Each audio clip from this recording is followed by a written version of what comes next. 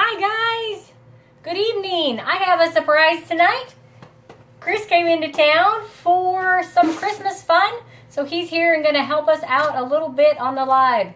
Go ahead and say hi if you're in here. We are cold and snowy like most of the United States tonight, so hopefully everybody's staying warm and doing well tonight.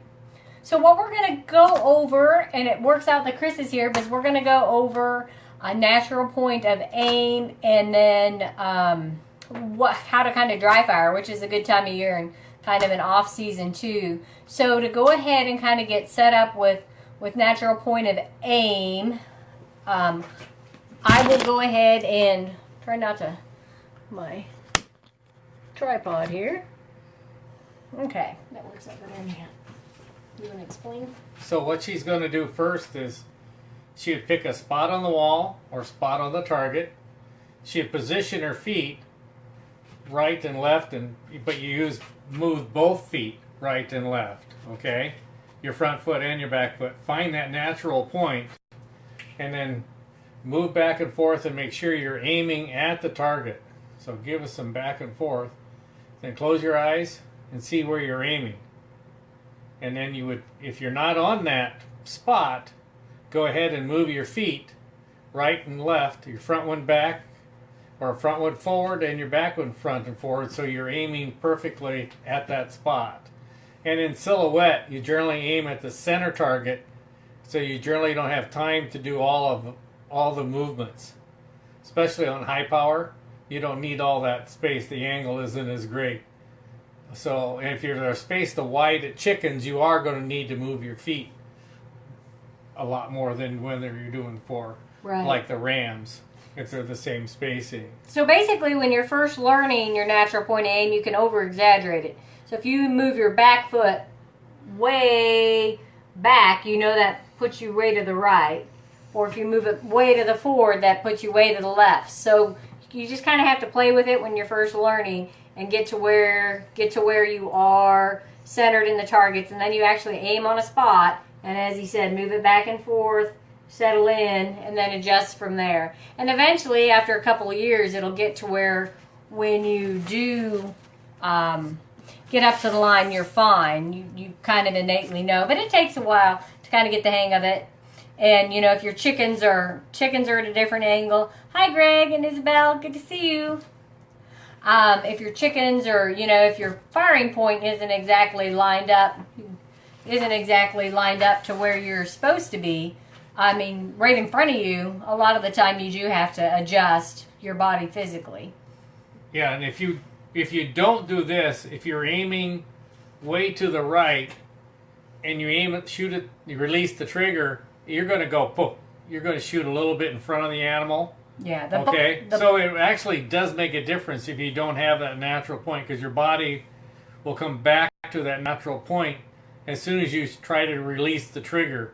So that causes you to go off target. So it's really critical that you do get on that target and in the center of the target, so everything stays the same when you release the trigger. Yeah, that we probably should have explained that at the beginning. Yeah, your body naturally relaxes. So if you're to the one side and then you relax in, you're gonna most likely miss. So that's how you check your natural point of aim. You need to make sure, as I said, on the center of the target pretty much every time. So you go ahead. That's a big one. Is last couple weeks ago we talked about squeezing and following through, and the natural point of aim is right up there with that, to go ahead and get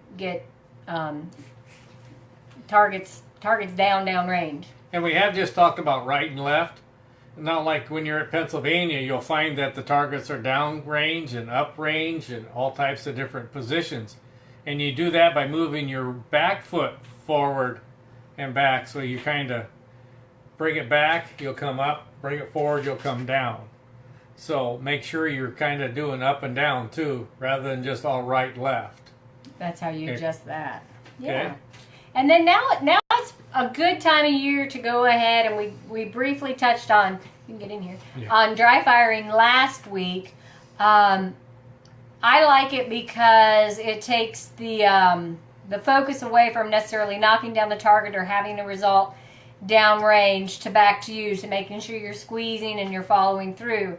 And in that, we want to kind of go ahead and, especially if you're just starting or don't have a clear picture of what you're actually supposed to be aiming at in your head, it is a good idea on your targets to go ahead and put a dot on them. So those are the actual centers, what we call centers.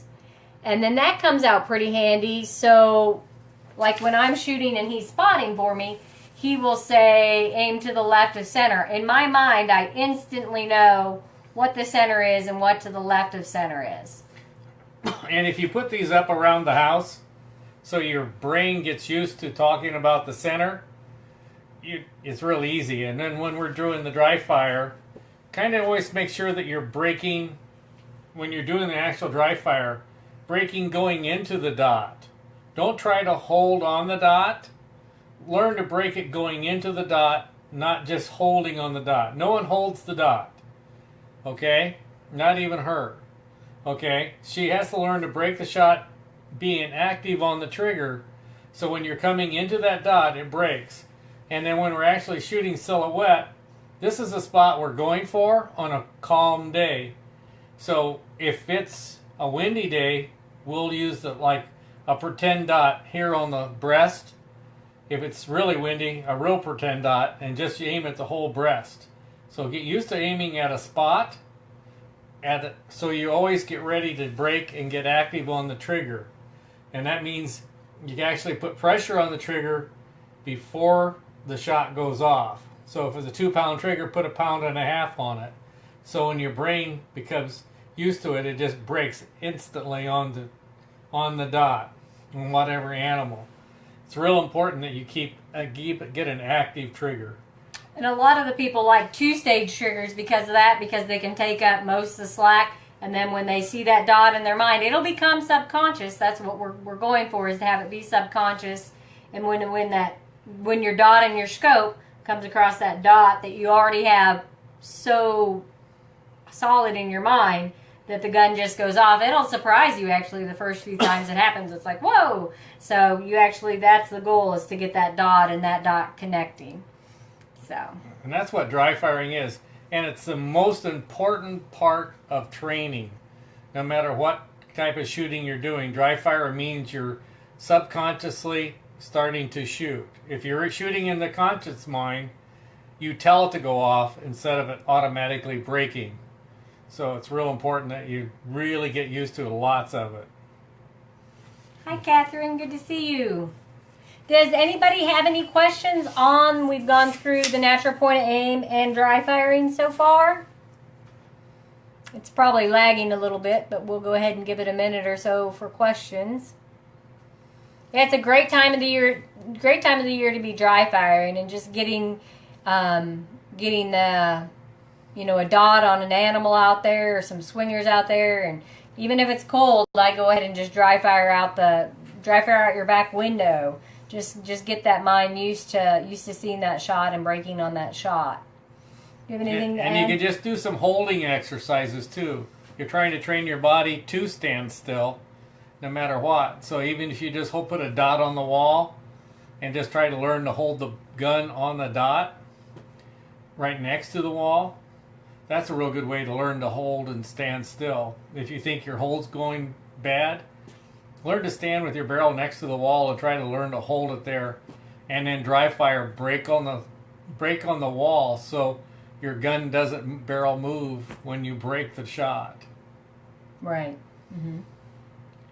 And it's a good time of year too. If some of those shooters that still have their arm out and haven't got back on their hip, that's how James, when I first met him, he always used to shoot like that because he shot a lot of running target and shotgun. So he was one of those arms out there. So right now is a winter time. You really need to have that elbow on the hip. So now's a great time of the year. He ended up just putting a gun like in every corner, and then he'd walk by. He just trained his body. So it's a good time of year the next few months to go ahead and get everything trained up and going. We'll probably do a mental management book in February and another couple lives starting in January again. Chris will be back in sunny Arizona instead of cold Missouri, but we'll go ahead and post what we're gonna do next. and we maybe even do a little poll or something on what you guys would like to see happen next. So it doesn't look like we have any questions.